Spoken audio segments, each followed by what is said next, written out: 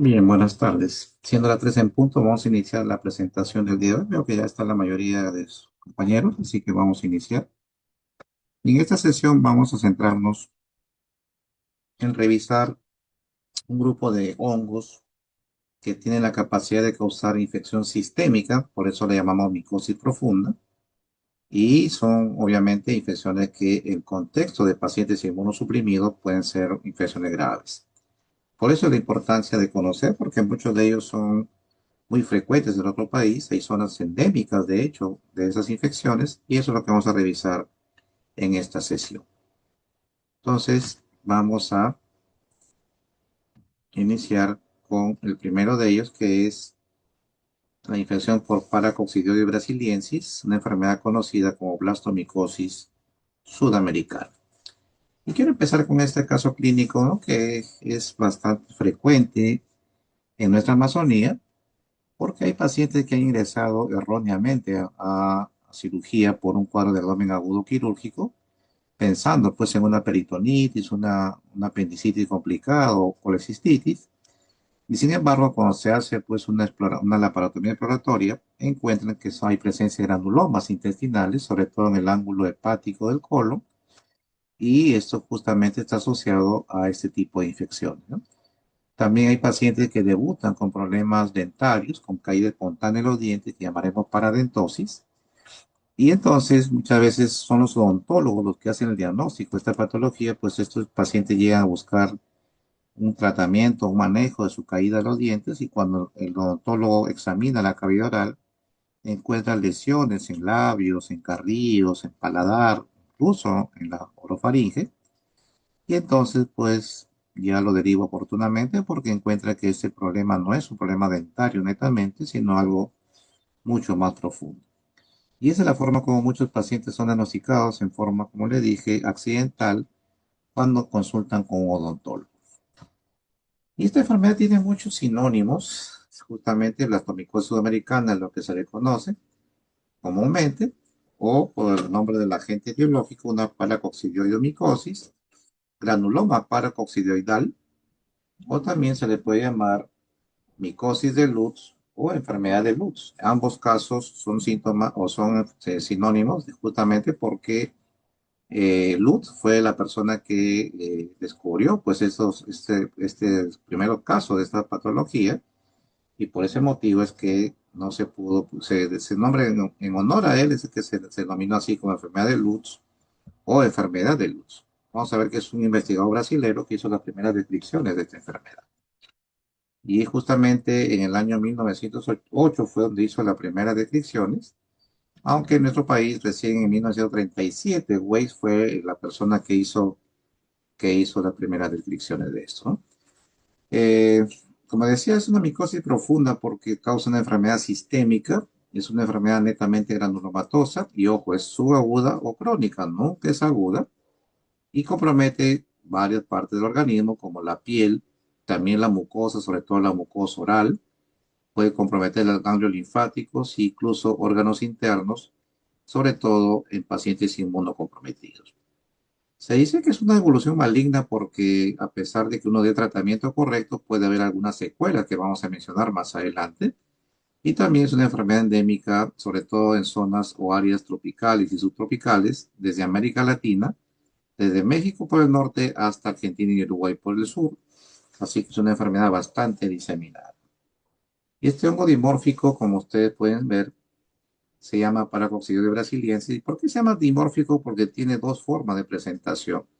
En el ambiente, la forma infectante es una forma saprofítica, como un moho, que es la forma infectante y se encuentra en la naturaleza, ¿no? Está en el suelo, en tierras húmedas, en plantaciones, etc. Básicamente ingresa por vía inhalatoria esta forma saprofítica, y esa forma ingresa por el pulmón y logra introducirse por vía inhalatoria, aunque también se ha escrito que puede ingresar por microlaceraciones en la mucosa oral o en los márgenes anales. Y cuando ingresa, se transforma en una forma levaduriforme, que es la que desarrolla los síntomas. Por lo tanto, esta segunda forma ya no es contagiosa. De persona a persona no se ha demostrado ningún tipo de transmisión. Por lo tanto, es importante eso. Ahora, la gravedad de los síntomas va a tener asociación directa con la inmunidad celular del paciente, ¿no? Si está muy venida menos, por supuesto que va a tener formas más graves de presentación. Y como ustedes lo ven acá, esta enfermedad se presenta en las regiones de ceja de selva y selva baja amazónica, donde las condiciones de humedad y temperatura facilitan su crecimiento y por lo tanto de estar expuestos a la forma infectante, como ya mencionamos, que son las formas de mohos. Y estas son netamente de esta zona, pues no existen casos autóctonos ni en la costa ni en la sierra, todas son de la zona de la selva. Y justamente es una enfermedad que consideramos desatendida porque no se hacen muchos estudios epidemiológicos de esta enfermedad. De hecho, este que estoy presentando es uno de los reportes más completos que se ha hecho hace muchos años atrás. Un corte que se hizo hasta 1971, donde por supuesto pues se me vieron las zonas o regiones donde más casos se evidencian de esta patología. Y Junín y Huánuco son las zonas que más casos reportan. Le sigue Loreto, Madre de Dios, Pasco y San Martín, y otros que se han ido reportando en los últimos años, pero el grueso de pacientes vienen de Junín, Huánuco, Loreto y Madre de Dios. Entonces es importante tener claro también la parte epidemiológica, saber de dónde proviene el paciente, nos orienta hacia el diagnóstico presuntivo. Y esto es lo que le decía, ¿no? Que lamentablemente pues existen enfermedades infecciosas desatendidas y una de ellas justamente es esta enfermedad, que son los hongos, y aquí está la paracoccidioidomicosis, que es una enfermedad pues, que está presente también en el país y que se considera, pues, como le decía, desatendida debido a que no se asignan casos para búsqueda no, o recursos para búsqueda activa de estos casos, sino que caen, pues, como les mencioné al principio, por casualidad, por accidente, pasan por el odontólogo o en cirugía, cuando llega una cirugía de abdomen y por error se opera y encuentra un granuloma, ¿no? Entonces no hay una búsqueda activa de casos y por eso se considera también una enfermedad desatendida. Y esta enfermedad tiene varios criterios de clasificación clínica. Uno de los más frecuentemente usados son los de Almeida, el cual lo divide en cuatro grandes grupos, ¿no? La forma mucocutánea, que es la forma más frecuente, la linfangítica, la visceral y las formas mixtas, que son menos frecuentes. Pero Negroni y Rubinstein también hacen otra clasificación de acuerdo pues al tiempo de enfermedad, donde menciona una forma asintomática o subclínica, probablemente por un inóculo muy escaso o una inmunidad muy bien mantenida por los pacientes, entonces hacen formas muy leves o ningún síntoma. Otros pueden ser primera infección pulmonar aguda, de acuerdo a un inóculo alto, puede originar respuesta pulmonar, o formas crónicas pulmonares, diseminadas agudas, diseminadas crónicas, y la fibrosis residual que les mencioné, que son secuelas que a pesar que el paciente haya recibido tratamiento correcto, muchas veces hay ese inconveniente de que tenemos pues el tema de que deja unas fibrosis, sobre todo en las comisuras labiales, que generan restricción de la apertura de la cavidad oral. Veremos una foto más adelante que muchas veces requieren pues una corrección quirúrgica. Entonces le decía que el compromiso sí, clínico es más frecuente en la cavidad oral. De hecho, pues el área de las encías y la mucosa oral es la más afectada y viene pues esta caída espontánea en los dientes que llamamos paradentosis y que como le decía, muchos de los diagnósticos iniciales fueron realizados por odontólogos cuando encontraron también formación de granulomas apicales dentarios. Y la forma más frecuente, ya lo habíamos mencionado anteriormente, es la forma mucocutánea, y esta, por supuesto, se caracteriza por lesiones inflamatorias en la mucosa oral, donde encontramos lesiones úlcero microgranulomatosas de tipo hemorrágico, sobre todo en los labios, y como uno ve, esa zona da el aspecto de una mora, por eso le llaman aspecto moriforme, llamado también estomatitis úlcero moriforme de Aguiar-Pupo. Sin embargo, también hay compromiso en las comisuras labiales, en la mucosa labial, en el paladar blando, en las amígdalas, en la lengua. Son lesiones muy dolorosas y cubiertas de una secreción blanquecina. Entonces, eso también es importante mencionar. Y esto, pues, inflamación genera, pues, cialorrea. Muchas veces la inflamación llega hasta la zona de las cuerdas vocales y entonces hay odinofagia, disfonía, justamente por el compromiso laringio que les acabo de mencionar. Y el tema de que esa reacción o lesiones de la mucosa oral generan una inflamación importante en los labios, sobre todo en el labio superior. Y cuando uno analiza y lo ve de perfil al paciente con el labio superior inflamado, da la impresión de una trompa. Y por eso se le compara con este mamífero de la selva llamado tapir. Y los pacientes con este cuadro pueden tener lo que se llama un aspecto tapiroide, justamente porque el labio superior está más hinchado y pareciera o pareciese una trompa, ¿no? Recordar que tiene pues una distribución también epidemiológica de grupos ocupacionales. En las edades que más trabajan en la zona rural van del rango de los 21 a los 60 años, y ahí es el grueso de pacientes que se reportan con esta enfermedad. Y ahí está también el tema de la actividad ocupacional, porque los agricultores y comerciantes son los que tienen más frecuencia asociación con eso. Hay personas que vienen a zonas de la selva por temporada, ¿no? Por ejemplo, soldados del ejército, policías destacados, docentes, etcétera, que llegan a esta zona, pueden infectarse también por exposición al moho, que es la forma infectante, ¿no? Y cuando hacemos una distribución por sexo, primero damos cuenta que por la edad, por ejemplo, en la edad pediátrica no hay distinción. Tanto hombres como mujeres se infectan exactamente por igual. Pero cuando evaluamos adultos, ahí sí cambia. Se ha visto que la infección en hombres es mucho más frecuente. Por cada caso de esta patología, una enfermedad, se encuentran 10 a 15 hombres. O sea, la diferencia es importante. Y es que las mujeres que aún no han iniciado la menopausia tienen sus productos de sus hormonas gonadales, digamos, normales. Entonces se ha visto que este producto, el 17 alfa estradiol, es un estrógeno, genera un efecto protector en las mujeres no menopáusicas. Por eso es que en este grupo etario siempre va a ser mayor la frecuencia en varones, por este efecto protector. Ya también le dijimos que la forma más comúnmente descrita es la mucocutánea, y las formas, pues, linfangíticas o cutáneas puras son mucho menos frecuentes. Ahí está la foto que le decía, los granulomas apicales, en los cuales los pacientes pues, tienen caída espontánea en los dientes y no se ve pues una presencia de caries generalmente, pero se caen justamente por ese compromiso en la raíz.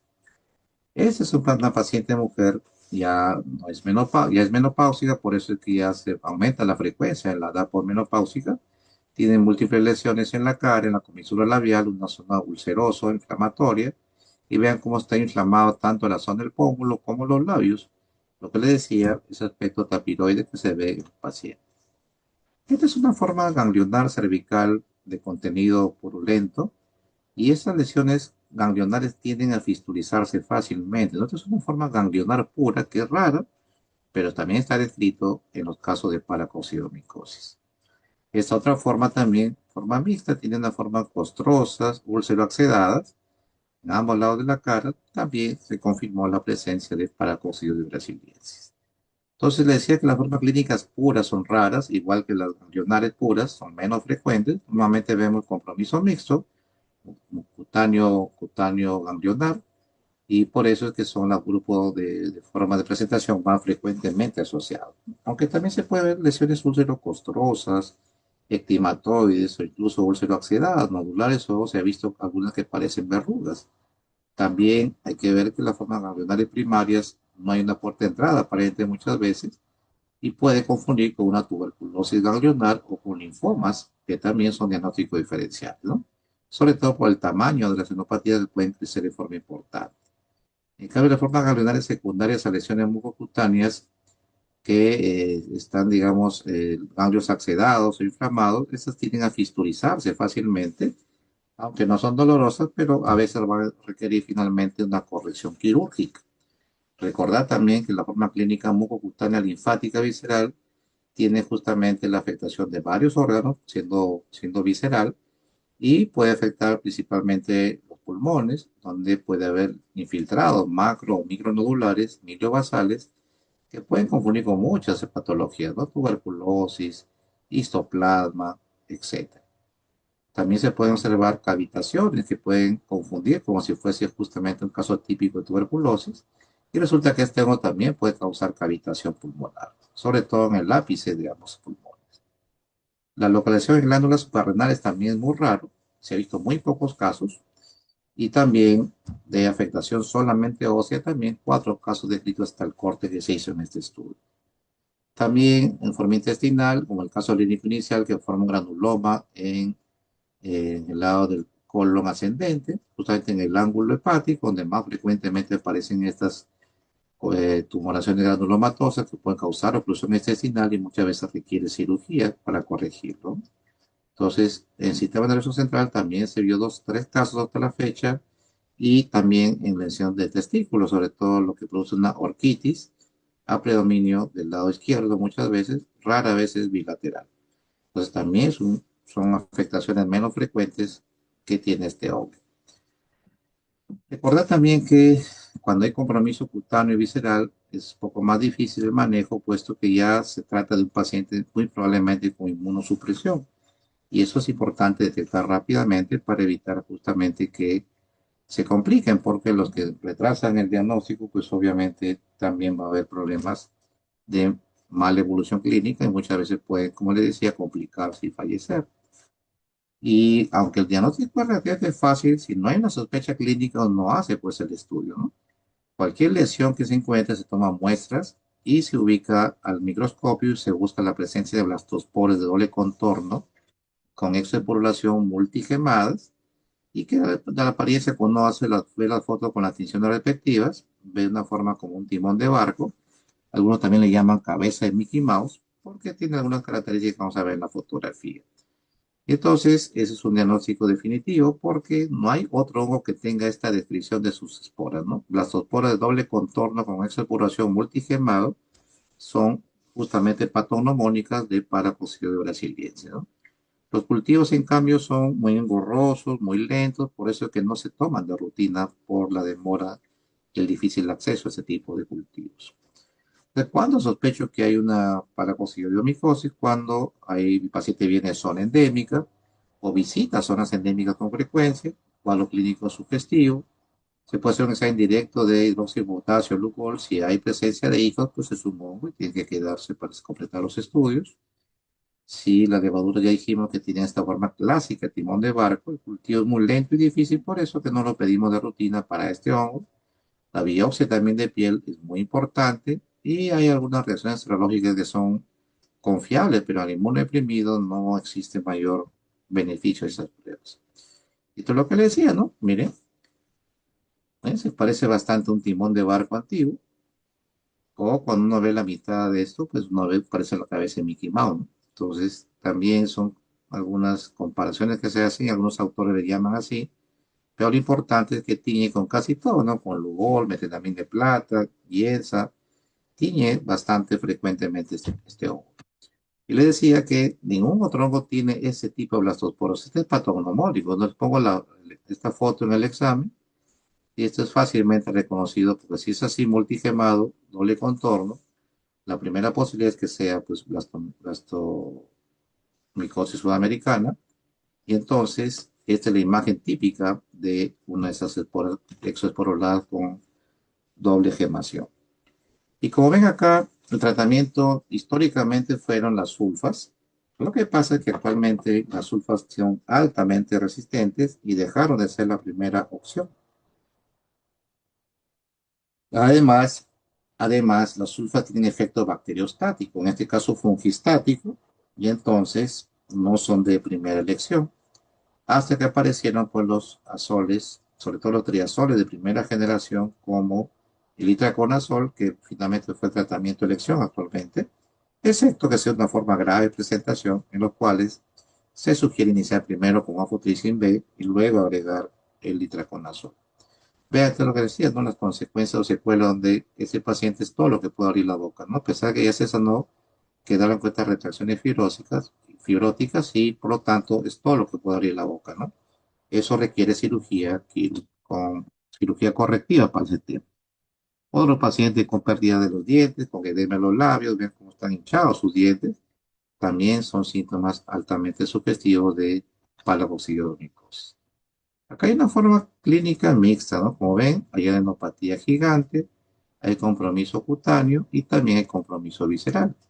Por lo tanto, es un mucocutáneo linfático visceral que es poco frecuente, pero también está descrito en la literatura.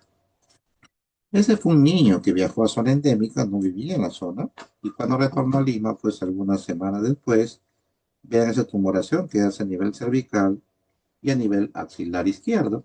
Finalmente se hace una biopsia de eso y se aisló finalmente para coccidio de brasiliensis. Es otro paciente con compromiso cicatrizal también de algunos problemas anteriores y también tiene problemas en la secuela de que esto es todo lo que pone en la boca es eso justamente por la restricción cicatrizal que quedó después del episodio. Entonces, esta enfermedad es granulomatosa, lo dijimos, por lo tanto, en las biopsias de tejido vamos a ver los clásicos células gigantes de Langerhans y también, si podemos hacer alguna ampliación mayor, vamos a encontrar nuevamente la elastopora de doble contorno en timón de barco, como ya les había mencionado, ¿no? Ahí tenemos la histopatología también, donde se muestra el granuloma tuberculoide, también la elastopora de doble contorno que se está viendo ahí en timón de barco. Y esto es lo que le decía, miren, el edema intenso, esa parece una irritación purpúrica y uno por eso piensa que eso puede estar asociado también a un problema de otro tipo, ¿no? Como bacteriano. Pero eso es lo que le decía, el paciente va al consultorio de odontología, el paciente perdió un diente, entonces quieren ver si es que hubo caries o no, y al no encontrar nada, entonces se da con la sorpresa que hay esas lesiones granulomatosas en el labio superior. Y esto, como ustedes ven, parece una trompa, tiene los labios bien rosados y cuando vemos de perfil, parece una pequeña trompa. Y por eso desde ahí se empezó a compartir con eh, el tapir, justamente, que es un mamífero amazónico que tiene esa trompa, y por eso se le llama espectro tapiroide a esta presentación, como vamos a ir muy claramente en esa foto. Igual forma mixta, ¿no? Forma ganglionar, cutánea y mucosa, justamente son formas poco frecuentes, pero se dan también en el contexto de inmunosupresión.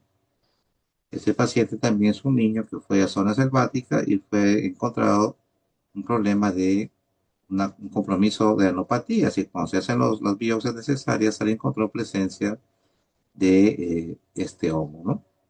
Es una forma linfangítica pura que es poco frecuente, pero puede darse el caso también. La pregunta la vamos a dejar para el final de las presentaciones para continuar con la segunda parte, que ahora hablaremos de esporotricosis, que es un hongo también dimórfico, también está en el ambiente de una forma y cuando ingresa al organismo y hace daño, lo hace con otra forma de presentación, dimórfico. Entonces, aquí el quid del asunto es, de este diagnóstico, es saber bien el tema de la actividad laboral del paciente para ver algunos factores de riesgo. Si viajó o no fuera de Lima, sobre todo zonas endémicas como Apurímac, entonces es importante tener claro esos conceptos antes de pedir información de su estado. Y este hongo fue descrito por primera vez en Estados Unidos en 1819 por Schenke, quien fue el que hizo las primeras descripciones del hongo. Él se da cuenta que es una enfermedad micótica de tipo subaguda o crónica, nuevamente no hay forma aguda, básicamente es crónica o linfática. Y la forma de presentación puede ser variado, como le digo, depende del estado anímico, perdón, depende del estado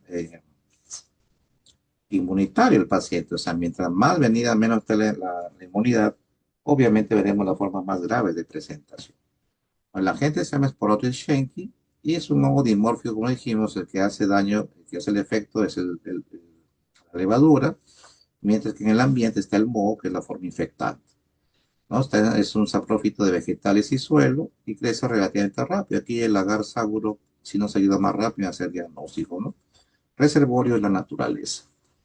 Es una enfermedad de distribución mundial, es como política, hay zonas endémicas en Japón, en Sudáfrica, en México, casi toda Sudamérica tenemos casos todo el año. Y en nuestro país, la principal región que más casos reporta es Apurímac, ¿no? Que es el principal foco actualmente. Y ahí están justamente la provincia y los distritos que están, digamos, reportaron más casos en su momento, ¿no? ¿Sí? Apurímac, Ayacucho, Ancash, Cusco, Cajamarca, son las regiones que se vio casos o reportaron casos de ese tipo, ¿no? Importante entonces tener claro esto. La vía de entrada acá no es tanto inhalatoria, sino ingresa por microabrasiones cutáneas. Sobre todo esta enfermedad es frecuente en los que cultivan flores ornamentales. Y recordarán pues que las rosas, por ejemplo, tienen muchas espinas y cuando ellos están manipulando las rosas pueden hincarse o pincharse con las espinas de la rosa, y eso es una forma también de cómo ingresa esporosis de Schenck a nuestro organismo, y puede afectar la piel, el tejido celular subcutáneo, huesos, incluso órganos. Y como os dije al principio, depende de la inmunidad del paciente, ¿no? Entonces es importante tenerlo en cuenta.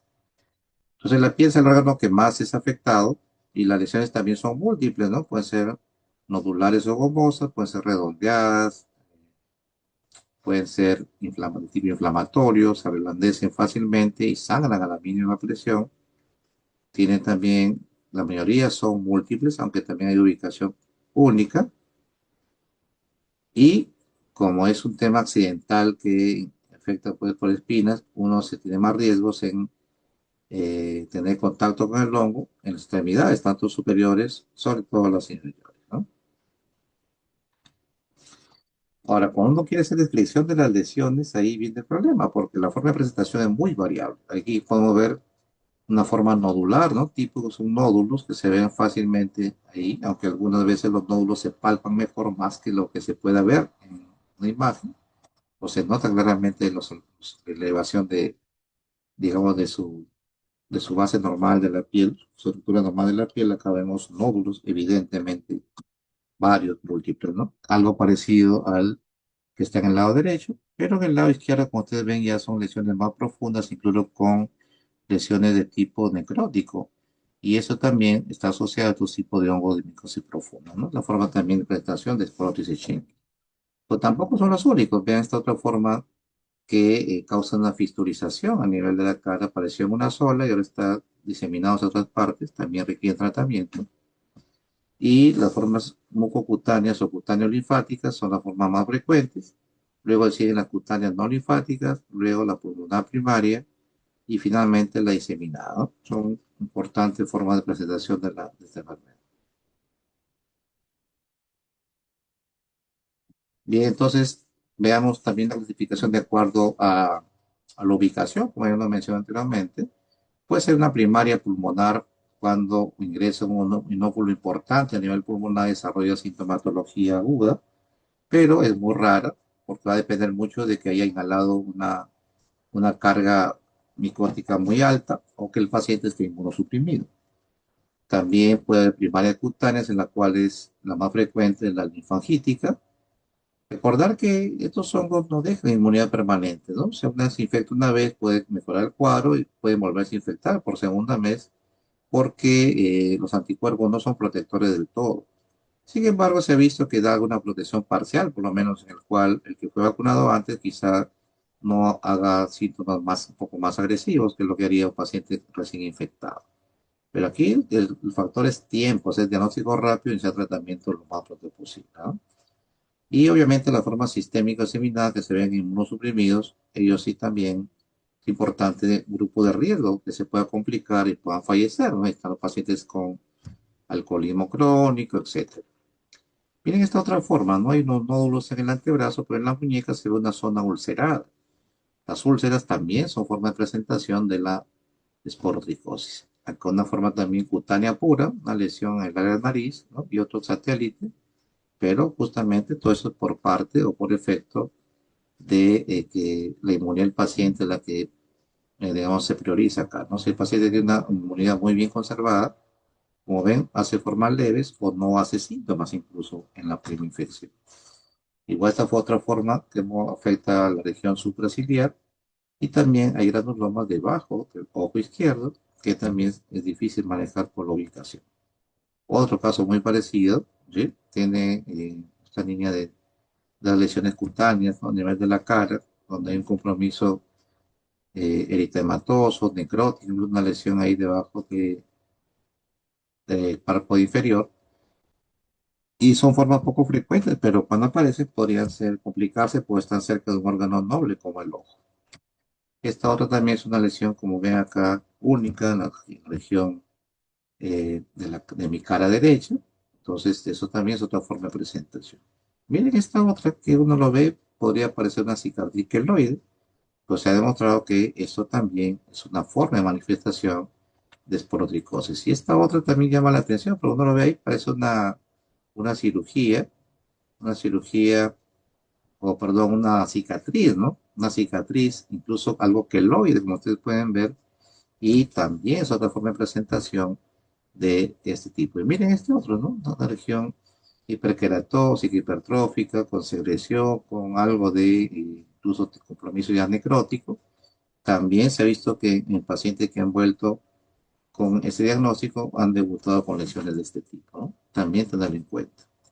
Pero cuando se trata de un paciente inmunosuprimido donde la respuesta va a ser muy venida menos, ahí sí hay problemas porque ahí sí encontramos, como ven, necrosis en forma importante, tanto en el paciente de la izquierda como el de la derecha, tienen lesiones muy profundas y pueden ir, digamos, ya acelerando el diagnóstico de este grupo porque uno toma una muestra de esas lesiones y puede hilar fácilmente al hongo e iniciar tratamiento porque son cuadros graves y de pronto ya hay compromiso visceral también, ¿no? Eso es importante. Entonces, ¿cómo hacemos el diagnóstico? Hay que hacer un diagnóstico directamente tomando muestras para ver si hay presencia de cuerpos asteroides, que son depósitos de inmunoglobulinas que se ven en las estructuras cercanas al hongo, pero no son exclusivas de esta infección, eso tenlo en cuenta también. Y la biopsia para buscar granulomas tuberculoides, que puedan haber cuerpos asteroides o incluso antimicóticos. Y son formas, la biopsia cuando uno hace un corte histológico, va a encontrar granuloma, como decía, también ve los gigantes Langas, pero aquí hay una estructura que se llama cuerpo asteroide, que es una estructura basófila en forma oval u ovoidea y a veces alargada, que se ve con frecuencia en esporotricosis. Pero ojo, esta no es, digamos, eh, es difícil hacerse las biopsias y puede haber confusiones, pero recordar que este cuerpo asteroide no es patognomónico solamente de este hongo, sino que se puede encontrar también en otras infecciones micóticas. Eso también es importante que no es patognomónico. Y acá está, vean cómo se ve un complejo gigante de cuerpo gigante de Langas y cómo en el centro ven estas como estrella. Esto es lo que llamamos el cuerpo asteroide, que puede aparecer en infecciones micóticas, pero que no es, digamos, patognomónica o solamente específica para esporotricosis, ¿no? Pero sí crece rápido, eso es cierto. A partir del quinto día crece bien, agarra sabor y es una ventaja para poder ubicarlo. Son gérmenes que son o colonias de color blanquecina o grises, son cremosas, discretamente arrugadas, que al principio al microscopio se puede observar hifas finas con colillas piriformes, que es por parte de las complicaciones que pueda haber. El cultivo crece en 5 días, se puede esperar con tranquilidad, porque como es un cuadro subagudo, rara vez se complica, excepto que sea inmunodeprimido. Existen pruebas también de intradismo reacción, como el PPD, por ejemplo, pero tiene muy poca sensibilidad y muy baja especificidad, por eso es que no lo usamos con frecuencia. Y de lo que le decía, ¿no? Las medidas de cultivo crema, de color crema, brilloso, ahí, esas son las colores típicas que forman esporos de Schenck. También hay un mundo con anticuerpos, ¿no? Tipo anticuerpos anti-Schenck, donde se puede ver pues si es que hay elevación de anticuerpos, sobre todo IgM, que indican una infección reciente, o IgG, que indican un poco más tardía. O algunas pruebas mucho más complejas como inmunohistoquímica y ELISA, en las cuales se pueden ver también otros tipos de método diagnóstico con tinciones, pero a veces tampoco son muy accesibles y no se encuentran con facilidad, ¿no? Pero si los tienen, sería importante que puedan revisar estos tipos de diagnóstico indirecto de este otro hongo. El tratamiento también ha ido cambiando en el tiempo. En su momento, el yoduro de potasio al 10% fue el tratamiento de elección, pero por su toxicidad fue reemplazado progresivamente y hoy el tratamiento de elección es eh, los azoles, ¿no? Los azoles, como vamos a ver más adelante. Ya no se usa el yoduro de potasio por su toxicidad, por lo tanto, esta dosificación que vemos acá solo es para recordar cómo se daba el tratamiento antes, pero ya no se usa actualmente. Actualmente el tratamiento es el itraconazol, excepto que sea una forma grave de presentación, y ahí se inicia con afotericin B, de 1,2 o 1 a 2 gramos por 2 a 3 meses es la dosis habitual. ¿sí? Le invitamos a comparar también el tema de la eficacia de itraconazol y Anfovet. Resulta que cuando un paciente puede estar estable aparentemente, llega al consultorio, de hecho hemos tenido un caso similar hace poco, el paciente llegó con disfonía, nos llamaron de emergencia, y le venía con una biopsia de mucosa oral y confirmaba el diagnóstico, ¿no? Pero como el paciente de valor tenía disfonía, o sea, su voz se había alterado, dijimos considerar como un caso grave e iniciarle anfotericin B. Los médicos de emergencia no quisieron iniciarlo porque lo vieron tranquilo. Dijeron, no, mejor que inicie solo con itraconazol y le dieron de alta. Y luego llegó unas horas, llegó a shock trauma con una obstrucción de la vía aérea porque el granuloma había crecido tanto que obstruía su glotis y tuvieron que hacer una traqueotomía y de urgencia justamente por esa obstrucción. Entonces, cuando tenga un paciente que está con disfonía, siempre plantearlo como un caso grave y se debe iniciar la medicación justamente lo antes posible, ¿no? La dosis de itraconazol, 200 miligramos por 3 a 4 meses como mínimo. El fluconazol, que es equivalente a itraconazol, tiene un poco menos de eficacia, pero en ausencia de itraconazol se puede usar también fluconazol. También se hace la famosa termoterapia, es decir, que uno con paños calientes puede aplicar en las heridas y eso también ayuda a cicatrizar más rápido, ¿no? También son recomendaciones de la termoterapia que se pueden utilizar junto con la terapia farmacológica. Bien, finalmente veamos un hongo más, también una micosis profunda. Y aquí sí tienen muchos sinónimos, tengan cuidado porque pueden ser sorprendidos, porque miren, enfermedad de Darling, histoplasmosis americana, citomicosis, retículo endoteliosis, enfermedad de los murciélagos, de las cuevas, de las clavas y sobre todo de zonas endémicas, ¿no?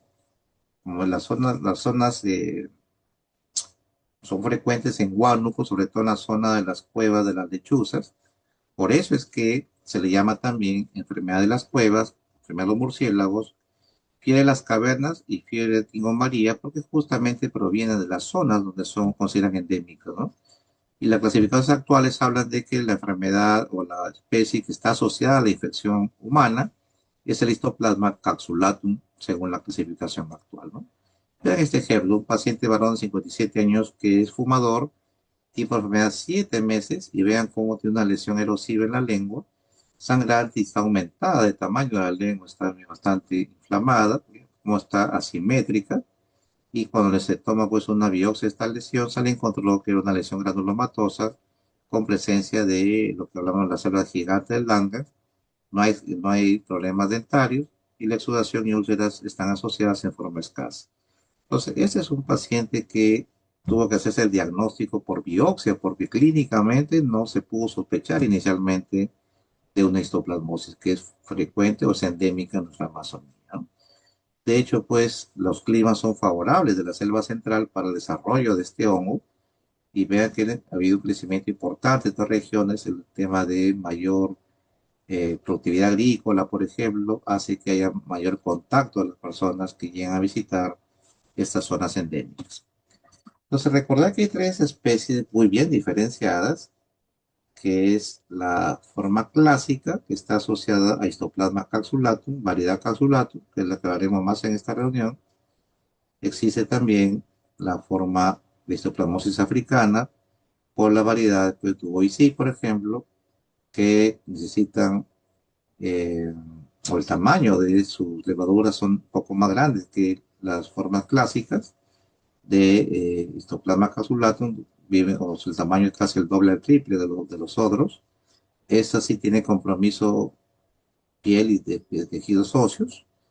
Y finalmente la especie de Histoplasma farmicimonosum, que también puede producir linfonitis o pérdida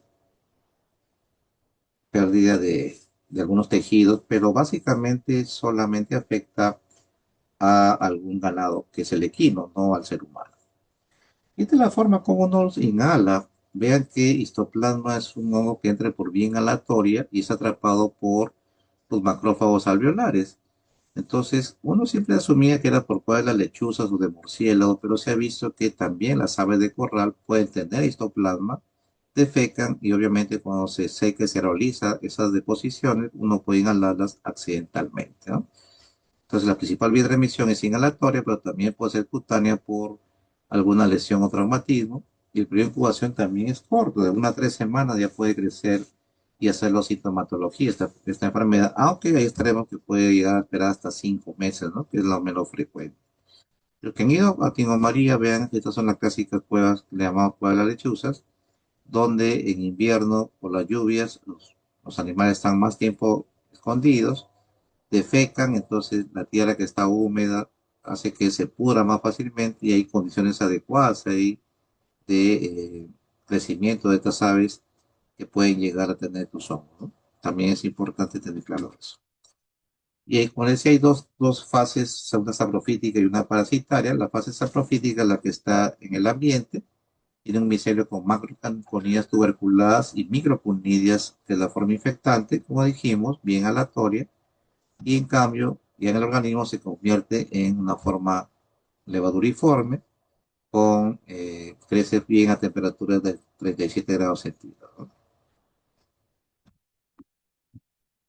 Pero cuando hacemos la clasificación de los síntomas o la forma de presentación, pues también del tiempo de presentación hay variaciones, ¿no? La forma primaria puede ser asintomática o subclínica, nuevamente inmunidad conservada, hace que haya formas muy leves, pulmonar aguda, pulmonar crónica, cutánea primera, que también es menos frecuente, la forma diseminada aguda, subaguda, diseminada crónica, o aquellas que son medidas inmunológicamente por el histoplasmoma, fibrosis mediastínica, que es una respuesta inmune básicamente, y un grupo importante, factor de riesgo, son pacientes con VIH en estadio SIDA, que son el grupo fuerte de pacientes que tienen que recibir su terapia antirretroviral y toda su medicación de forma oportuna para evitar las complicaciones, porque en el pasado nosotros en el Hipólito no hemos tenido varios pacientes que no se tenía el diagnóstico correcto, no había la tecnología que tenemos ahora, y entonces se pasó, digamos, un tiempo con un diagnóstico, y cuando ya recién se pudo hacer diagnóstico, era una forma que llamamos histoplasmosis diseminada crónica, y eso pues afecta mucho a los pacientes con VIH, y por eso es un factor de riesgo acá en ese grupo de pacientes, ¿no? ¿Qué formas en la primaria, la sintomática subclínica puede parecer simplemente una respuesta de tipo celular, como ustedes ven en el tema de una reacción, de una prueba de reacción, sale reactiva porque uno ya tiene presencia del hongo, pero estamos asintomáticos. La placa puede ayudar en la pulmonar aguda, aunque suele ser negativa. Uno puede pedir antígeno urinario para determinar si tiene otros hongos. También la fiebre, tos, disnea son síntomas frecuentes. En la placa, impresiona siempre infiltrados intersticial retículo nodular o de tipo miliar, que es mucho menos frecuente. La pulmonar crónica, en cambio, tiene fiebre, tos, producción crónica, ¿no? Esas formas crónicas sí pueden llevar incluso hasta hemoptisis, y la hemoptisis muchas veces se confirma se puede confundir con tuberculosis. Incluso pueden desarrollar cavitaciones a nivel pulmonar y justo les gusta la zona del ápex, donde frecuentemente se encuentra, eh, digamos, más cantidad de daño pulmonar, pues una zona que tiene más ventilación. Más aún si es un paciente que tiene otros factores de riesgo, como edad avanzada, EPOC, fumador, ellos también tienen complicarse más fácilmente. Y la forma cutánea primaria, que es una inflamación traumática de un nódulo, una úlcera, una neuropatía satélite, que hasta ahora no ha podido solucionar algunos pacientes porque son lesiones que demoran a veces en cerrar cuando no se diagnostica y se trata oportunamente, ¿no? Además, los tratamientos con histoplasma son de larga duración, hablamos de 4, 6, 8 meses, dependiendo la patología. Entonces, veamos la comparación. La forma aguda, la placa casos infiltrados. La forma crónica hay un daño estructural del pulmón, como se puede evidenciar, ¿sí? Claramente la tomografía de su placa de este lado, y acá junto a la tomografía con la placa, donde se ve importante, como le digo, compromiso fibrótico, es importante tener en cuenta. Las formas diseminadas, en cambio, están asociadas a inmunosupresión en la mayoría de los casos. Hay formas agudas, hay formas subagudas y finalmente formas crónicas que hay que empezar a estudiar. Acá, por ejemplo, existe lo que se llama la enfermedad mediada inmunológicamente o histoplasmoma, donde después el paciente trae una lesión cavitaria en el pulmón, ¿eh? que puede ser única, incluso puede ser múltiple. Y por último, el rayos X también va a encontrar presencia de calcificaciones para ver si vemos ese tipo de lesión típica en la radiografía, y la tomografía se puede ver también para poder hacer pues un diagnóstico correcto. Y la fibrosis mediastínica, en cambio, es una necrosis gaseosa en el lóbulo inferior o compresión de venas arterias subpulmonares. Entonces, la vena cava superior, pericarditis crónica, compresión extrínseca del esófago son una de las complicaciones que puede presentar este tipo. Entonces, esta es una de las tantas formas de presentación que vemos en esta patología. Pero también puede haber alguna respuesta inmune que puede afectar específicamente al ojo. Se ha visto el síndrome ocular justamente mediado por una respuesta inmunológica, ¿no? Hace una corioretinitis y vemos lesiones en sacabocado con atrofia corioretinal y cicatrices lineales. Como puede ver usted, cómo esas cicatrices son lineales, ¿sí? Con disminución de la huesa visual, y en algunos casos puede incluso disminuir eh, la visión en forma permanente. Tratamiento, quimioterapia, o sea, antimicóticos y tratamiento láser para corregir esta lesión. Este es el caso también más avanzado de pacientes inmunodeprimidos por VIH que desarrollan todas estas gamas de lesiones, ¿no? Pápulas, nódulos, algunas subpelicadas, úlceras, lesiones úlceras costrosas. ¿No? Vean múltiples formas de presentación que puede hacer los pacientes con diagnóstico inicial de VIH, sobre todo en estadio 5. El diagnóstico, eso me decía, el germen crece con muchos tinciones. Por ejemplo, hematoxilina de eosina, puede ver las estructuras micóticas ahí. También el test de croco o metenamina de plata también es otra forma de presentación o de tinción, el cual se puede hacer diagnóstico de histoplasma. El azul del lactofenol es otra forma. Como ven, hay varias tinciones que pueden hacer el diagnóstico de histoplasma, pero requieren una fuerte sospecha clínica. Y actualmente tenemos otro método diagnóstico que también tiene una sensibilidad importante. Es el tema de la búsqueda de antígeno para histoplasma en orina, que tiene una sensibilidad bien alta, cercana al 90%. Por eso es importante que tengamos claro eso, ¿no? Que hay varias formas de hacer diagnóstico.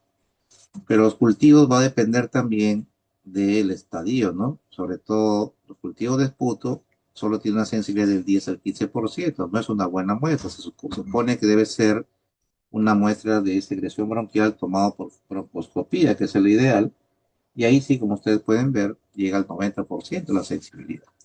Los hemocultivos también, ¿sí? Si son mielocultivos, sensibilidad 50%, y acá está lo que decía el antígeno polisacario urinario, que tiene una sensibilidad importante.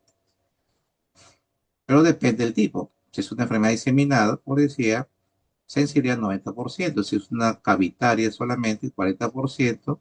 Y si es una pulmonar aguda, obviamente el 20%, nada más hará sintomatología, ¿no? También es importante mencionar estos varios criterios diagnósticos frente a histoplasma. Tratamiento de reacción en las formas leves o no complicadas sigue siendo itraconazol, y las formas graves, como le decía, si uno sospecha que se puede estar agravando con disfonía, debe iniciar primero un fotericin B. El tiempo también es importante. Vean que tiene que recibir la forma aguda 12 semanas de antimicótico, la forma inseminada 6 a 12 meses de tratamiento, y eso pues aumenta los costos y baja también la derecha a los pacientes que no quieren tomar tanto tiempo las cápsulas, pero es importante mencionarles. Hay una dificultad con el itraconazol. En el país tenemos solamente las cápsulas que requieren que el pH del estómago esté ácido, es decir, que lo pueden tomar con alimentos para inducir producción de ácido, o lo toman previamente con un jugo cítrico como naranja, por ejemplo, para que pueda absorberse mejor ese itraconazol. En países vecinos como Argentina y Brasil tienen otra presentación que viene en solución, en jarabe, que no tiene estos problemas de que especificar, digamos, o de prever de que demos un alimento ácido. Con cualquier tipo de alimento, la solución o jarabe se puede observar bien la dosis correcta. Pero el problema está con esas cápsulas que no tenemos disponibles en el país. En el país solamente hay cápsulas, pero no llega la solución o jarabe, que es la que no tiene esos problemas de administración, ¿no? Sería importante preguntarnos por qué no ingresa, porque no es tan caro, pero lamentablemente no hay ninguna farmacia que ponga del itraconazol en esa presentación en jarabe. Esa fue la última, así que por favor pasamos la ronda de preguntas si las hubiese para poderlas aclarar en este momento. ¿Alguna consulta de los tres hongos que hemos Doctor, mencionado? Sí, le una escuchamos. consulta. ¿Podría, podría volver a repetir lo del antígeno que acaba de explicar para el diagnóstico de esta histoplasmosis, por favor? Ok.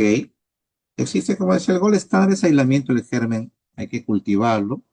Se puede observar directamente con tinciones, una buena muestra de secreción bronquial. Pero a veces cuando no es accesible, o sea, no se puede hacer el procedimiento, el paciente niega su consentimiento o alguna contraindicación para no poder hacer la fibroscopía. Y entonces, pero la sospecha es grande de que tenga una histoplasmosis diseminada, también se busca el antígeno de histoplasma en orina con una sensibilidad cercana al 90%.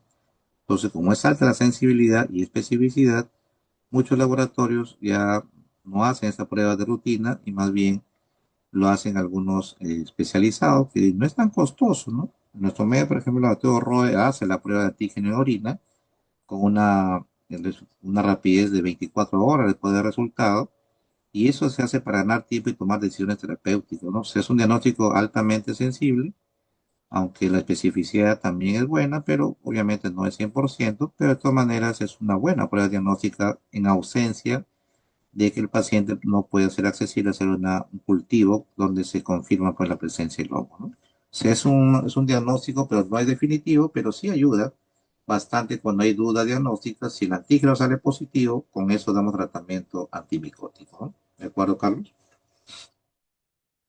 Muchas gracias, doctor. Ok. ¿Alguna otra pregunta, por favor, o comentario?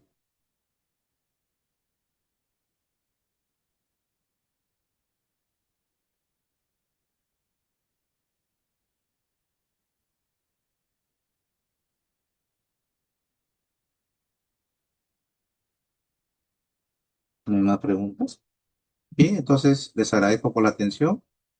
Eh, Conmigo ha sido la última teoría ya.